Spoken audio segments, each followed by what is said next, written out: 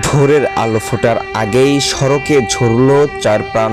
টাঙ্গাইলের সখীপুরে মর্মান্তিক সড়ক দুর্ঘটনায় 4 জনের প্রাণহানির ঘটনা ঘটেছে মঙ্গলবার 9 জুন ভোর 4টার দিকে উপজেলার কালিয়া ইউনিয়নের কালিয়া গোনারচালা এলাকায় দাঁড়িয়ে থাকা একটি বাঁশ বোঝাই ট্রাকে মুরগিবাহী পিকআপের ধাক্কায় ঘটনাস্থলেই চালকসহ 4 জন নিহত হন। যে মানুষগুলো একটু আগে জীবিকার তাগিদে পথে নেমেছিলেন তারা আর ঘরে ফেরা হলো না।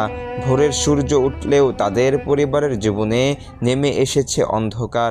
এক মুহূর্তের দুর্ঘটনা কেড়ে নিল তার 4টি তাজা প্রাণ, রেখে গেল স্বজনদের বুক ভরা কান্না আর আজীবনের শূন্যতা। সখীপুর থানার এসআই মোহাম্মদ আল মামুন জানান, ভোরের নিস্তব্ধতা ভেঙে মুহূর্তেই নেমে আসে সুখের ছায়া। দুর্ঘটনায় পিকআপে থাকা 4 জনের মর্মান্তিক মৃত্যু হয়। নিহতদের মরদেহ থানায় রাখা হয়েছে এবং তাদের পরিবারের সঙ্গে যোগাযোগ করা হচ্ছে। যে মানুষ